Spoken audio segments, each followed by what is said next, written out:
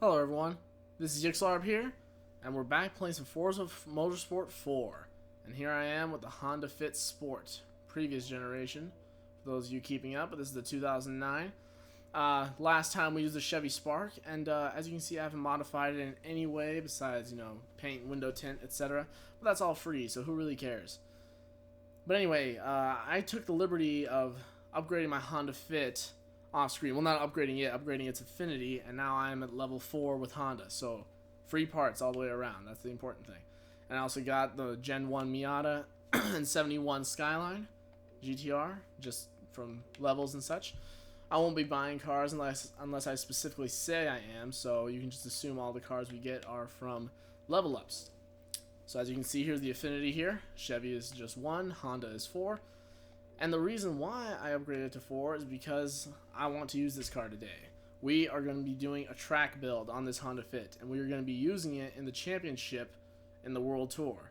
We'll explain more what a championship is later, but right now, I'm going to go a bit more in depth on upgrading here. So first of all, this is just the way I like to do it. I'm going to take you through it the way I would do it if I was just playing for on my own personal time. So we've got the stock engine, which is an L15 1.5 liter in the Honda Fit, which is, as you can see, not a very powerful engine, 130 horsepower. What we want is the K20 from an Integra R with 217 horsepower, and there's absolutely nothing wrong with that. As you can see, it raises the weight a little bit, but torque and power go up considerably, and that's what we want. It's kind of expensive, as you can see, $6,800. That's not included in the 100% affinity along with wheels. There's just some things you have to spend money on, and you can't get away with getting an absolutely free car in this game. So, yeah. Drivetrain we're going to leave alone. Front-wheel drive. We're doing a front-wheel drive track build, which I know a lot of people might disagree with, but I love front-wheel drive cars. They're my thing. I drive a Honda Civic in real life, for those of you who don't know, so definitely. Aspiration, a lot of people love this.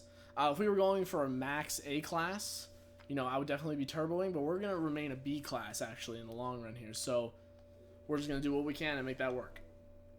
Now, your aero, I really like the Mugen front bumper for this. I just like that lip add-on, that the grill is a little bit bigger and such. It's just nice and simple, bigger fog lights. It doesn't look too out there. It's just really nice and clean, unlike the other two. Now, a lot of people might give me flack for picking this wing, Jay's Racing, but I think that looks really cool. I mean, some people think the Honda Fit looks like a van, and other people will be saying, hey, it's a front-wheel drive, why the hell do you have a wing on it? Well, people who say that don't really know much about cars. Basically, when you have, even a front-wheel drive's rear wheels move. When you turn a corner too hard or, you don't have enough downforce, your rear tires will slip out. That happens, and the wing keeps them down. So just because the rear tires aren't spinning due to the engine, they're still moving. They're still an annoyance that you have to tame. Rear bumper, I'm not going to go with Mugen because I think it looks kind of ridiculous. I'm going with Jay's Racing again. And then for side skirts, it doesn't really matter. I just don't want to go with Ings because it's too low. Just going to go with Mugen. Now tires. For a full-on track build like this, you definitely want race tire compound. Nothing wrong with that.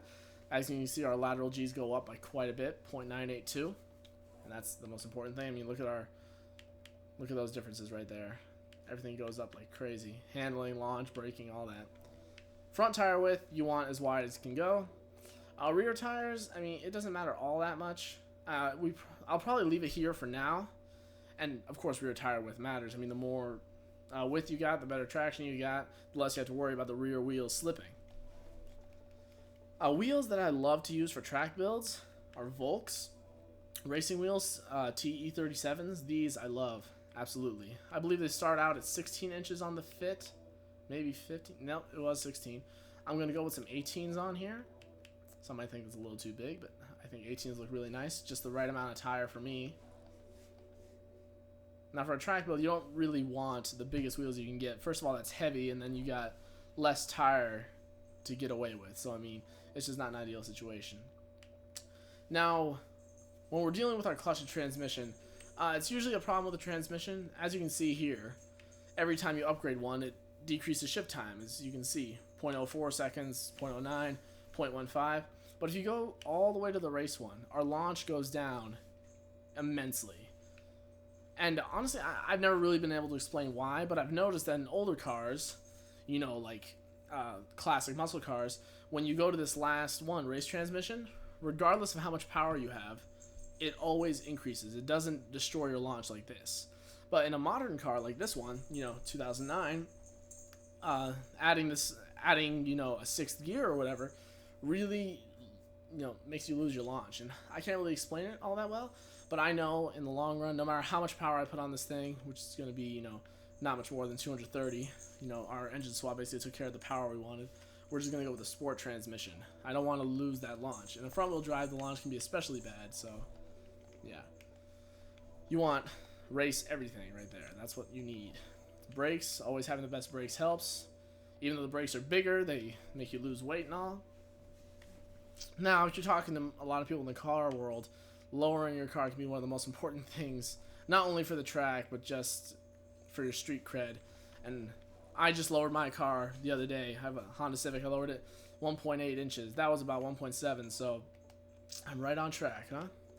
You want anti-roll bars and a roll cage to make your car more stiff, nice and easy. Weight reduction, as you can see, that puts me over where I want to be. I want to be at the rank 500, which is a max B. So I'm actually not going to lower any more weight than this. But with the power we've got under our belts, I don't really think we'll have to. Now, me, I'm pretty anal about having an exact 500. I don't want 498. I don't want 499. So I kind of play around here, you know, try to figure out what is exactly going to give me that.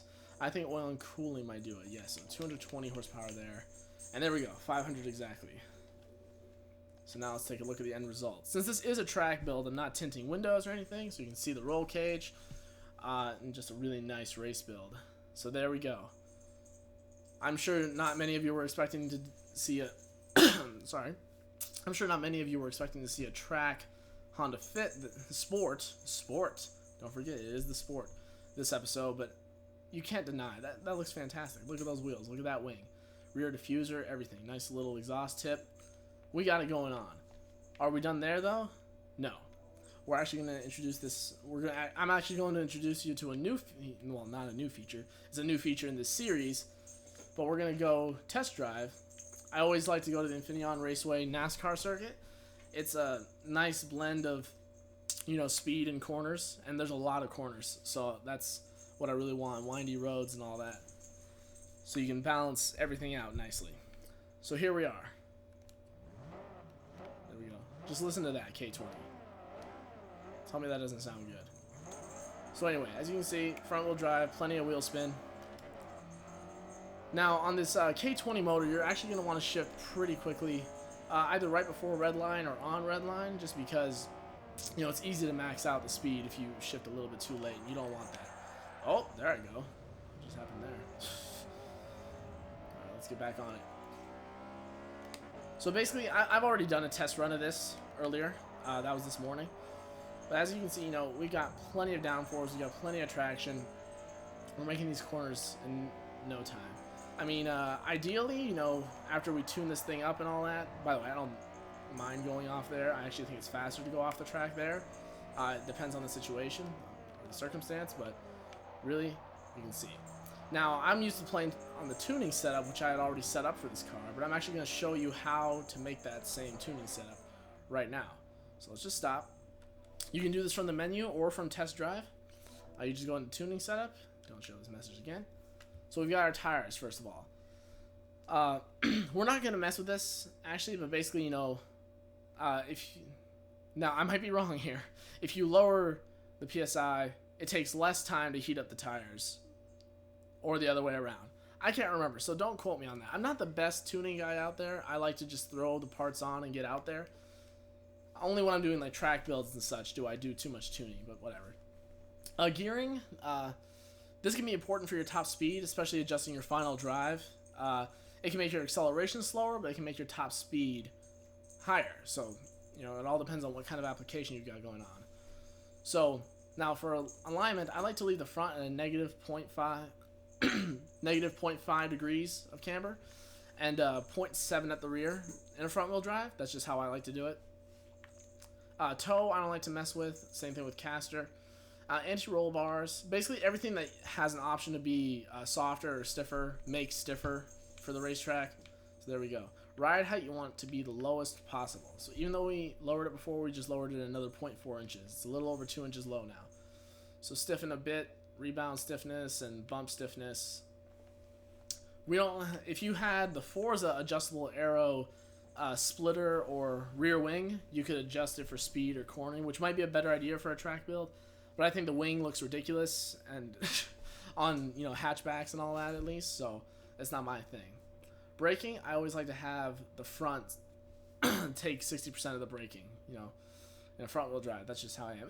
With most cars actually. So braking force, I like to be at 120%. Basically, you press the brake pedal down less to get more braking power. So that's just how I like to play. The differential is what controls your traction. So, I mean, if I put it at 60% here, under acceleration, the differential will lock more quickly. And I want the same thing with deceleration. Just a little bit, though. I mean, you don't have to have crazy setups. But basically, there we go. That's the tuning setup I want to go with. So let's get back into this. So I'm not going to spend too much time here in test drive. I really just wanted to show it off for you. And we're just going to go around the track a couple of times. Well, just once, I think. But yeah, like I said before, this isn't a full walkthrough. We're not going to be going through every race. Oh, forgot to shift there. I wasn't paying attention. Oh, there we go. So there we go. That wasn't the best turn there. But as you can see, traction in the rear tires can be a problem, especially, in the fit with a lot of power. I mean, you'll see. I mean, the rear wheels are always screeching all over the place. It's making us take wider turns, and obviously you can put wider tires on there, but that won't really fix the problem all that much. I mean, basically just do what you can. You can almost tune any car to be perfect, really. I mean, you can get rid of any problem if you really know how to do it, and you're willing to learn, at least. But yeah, so there we go. I mean, you can mess around and test drive for as long as you want. You don't gain any money, you don't lose anything by going here. It's a really nice tool, and you should definitely be using it before races. Like, if you just upgraded your car, there's no reason to just jump into the race. Go into test drive and see if it'll work out the right way. It's more fun than going into the race, realizing you have too much power, and then coming back. That's not fun. Our next destination is Baden-Württemberg, Germany, home of the Hockenheimring.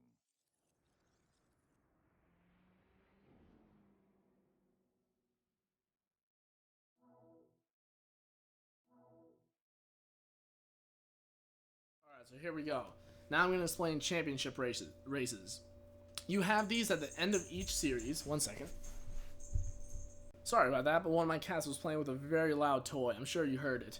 So I had to take it away from her. I feel kind of bad, but whatever. I'm not going to be in this video for too much longer. Anyway, championship races happen at the end of every season, but later on when the seasons get bigger, you'll have several championships within them. Each championship race is actually 2 races.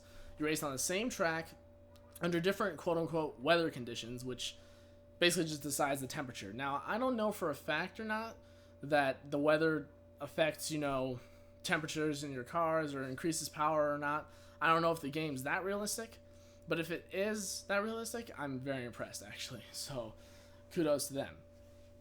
But anyway, so because of this, I'm only going to be showing one race. Now, this race I'm basically going to use as a practice race. I'm just going to go in. I'm not going to record this one. And then for the second race, I'm going to come back and show you that a nicely tuned Honda Fit track car can compete with bigger and better cars. You'll see it. You'll see it right here. Alright, guys, I'll be right back. Alright, guys, as you can see, I got first place in the first race. It should be said that between the 2 races, whatever your average placement is what you will get. If you win first place twice, you're first place. If you win third place twice, you get third place. It's actually very, very simple to understand. But what happens if you get a first and a second place? Well, it rounds you up 1. You get first place overall if you get 1 first and 1 second. If you get a first and a third, you'll get a second, though. So, just be sure you get first in one of them, and then do your best to get first again if you can, because you'll always yield more money if you get first, better bonuses, etc. And that's what we want. But you might be thinking, do I get 2 rewards? Yes. 2 races, you get 2 rewards, 2 bonuses, you know, whatever your bonus is, extra affinity, extra money, whatever. That will happen twice, once for each race. So here we go. Now our Honda Fit, I believe, is probably the only front-wheel drive in this competition. I wasn't paying much attention because I just flew by them so quickly. But here we are. As you can see off the line, they get us pretty good. I mean, it doesn't really look like we stand a chance. I mean, look at that Camaro. It's just smoking us, absolutely smoking us. Now this corner is pretty crucial. You want to be really careful with your placement here. But see, there we go. We got it over just fine. We cut it a little bit, maybe a little bit too much, but it got us into a pretty good placement here. Now you'll notice that these guys go quite a bit slower than they can through these areas, so we're actually going to probably be stuck behind them a lot of the time. Now make it your priority to get around them, but don't destroy yourself doing it. I mean, don't go faster than you should, don't, you know, try to cut corners too deeply. Just make it work for you. And there we go, there's our first accident. Didn't want that to happen, I wanted to remain flawless here, but whatever. Now this particular area, they go really slow. I mean, we could have gone so much faster through there if we wanted to, but whatever, don't worry. That first corner of the race that we started at, that's going to be the place where we get them. If we aren't completely ahead by then, that's where we're going to get them. And that's how you should be playing. I mean, getting first place within the first lap is always nice, but don't make that your game. Just because you don't get into first place in the first lap, that doesn't mean restart and try again, you know? So there we go. Now we're here.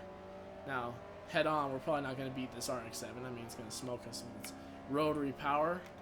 There we go. 4th gear. Now he's going to slow down way too much. We're going to cut the inside. Even nicer than last time. And there we go. See?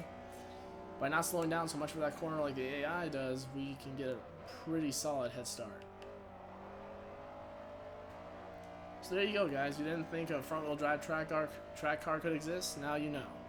I'm sure a lot of you don't think that way. I mean, people aren't really as ignorant as we give them credit for, are they? I mean, people aren't really that bad. Yes, they are. People can be that bad. I've seen it. Trust me. But anyway, so we don't really have to worry about this lap all that much anymore. Now we can just fly on through. So I guess I should probably get into what this series is really going to be. I've, you know, kind of thought about it more and more in between last video and this one. Oh, I went a little bit wide there. Shouldn't have done that. But the next video, I don't know what it's going to be. I don't know what the video after that's going to be. I have plenty of ideas for, you know, potential videos that I could do, both cooperative and single player. But, you know, who knows which one of them are going to happen. Who knows if I can get help to do them. I know I can get some help here and there, but I can't make promises as to when said things will happen. But I've got all sorts of wacky ideas. I've got some really cool things brewing up on my brain here. You know, I've got a list right next to my schedule, you know, for just ideas for these videos. So, you know, I'm going to keep it up. I'm going to keep it fresh. And, you know, I'm just showing you some of the basic stuff here. You know, this video showed you how to upgrade and tune and all that and show you championship races. You know, like I said, not every video is going to be that. We're not going to be showing you every championship race and, you know, inclines and difficulty. You know, we're going to be doing some fun stuff too. And, you know, who knows? If we might be doing some request stuff. You guys could request things for us to do and, you know, we can decide if we want to do it or not. Now, here we go. We got compact hot hatches. The Seat Ibiza, the Renault Twingo, Alfa Romeo Mito, Citroen DS3, and Mitsubishi Colt Rally Art. Now, I actually really like the Colt. I don't care for this Spanish brand, Seat. I don't really care for them. Same goes with most French ones too, you know, Citroen and Renault. I just don't care for them all that much. Maybe because I don't live near them. I mean, I was actually in Europe for about a month this past summer, and, you know, that's all I saw. I mean, like, these Renaults were as common as, you know, Hondas here. It was just insane, you know, how different parts of the world work. But I think I'm going to stick to the tradition and go with the Colt. So here we are. We don't have very many color options for this one. But I think I'm going to go with a white, ultimately. Not this particular white. I'm going to change it a bit. But, you know. You have completed the amateur division. You are now qualified for the clubman division. The clubman division is slightly longer and features races for faster hatchbacks and coupes. Today you'll revisit Switzerland and the twists and turns of the Bernese Alps.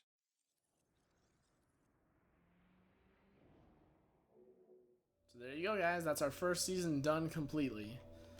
And if you want to guess what's going on next time, just take a look at my garage here. This might give you a clue. Or not really. Who knows? I might just buy my own cars for the next video. I don't really know what I'm going to do. I'm going to try to select from the pool that I get for free, you know, just so I can save some money. As you can see, we only have 77 grand. I can't just be I can't afford to spend money willy-nilly. So yeah, guys, I really hope you enjoyed this video.